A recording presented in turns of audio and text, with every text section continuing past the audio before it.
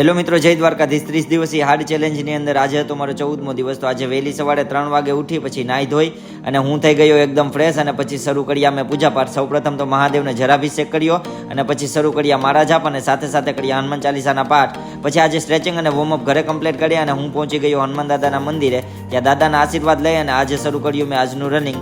અને આજે મેં ટોટલ 3 કિલોમીટરનું રનિંગ કમ્પ્લીટ કર્યું, જે તમે ઉપર જોઈ શકો છો. અને પછી પહોંચી ગયા જીમમાં. અને આજે અમારે શોલ્ડર ડે હતો એટલે શોલ્ડરની વિવિધ એક્સરસાઇઝો પરફોર્મ કરી. પછી ઘરે આવીને કર્યો થોડોક નાસ્તો અને પછી સુરજ દાદાને કર્યા પ્રણામ અને પછી પહોંચી ગયા શોપે. અને સાંજે ભજન સાંભળી અને ત્યાં તો થોડી વારમાં રીધુ પિયુ ગરબો ગાવા માટે આવી હતી, તો તમે સાંભળી શકો.